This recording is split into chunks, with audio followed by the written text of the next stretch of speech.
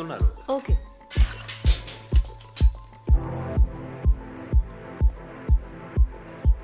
Teacher ఆ? ఇక్కడ ఎవరు లేరు. ఓకే అయితే నేను వెళ్ళనా? సరే, మీరు వెళ్ళరా? నేను ఇప్పుడు బయలుదేరుతున్నా. అయితే సరే. ఆ, ఓకే.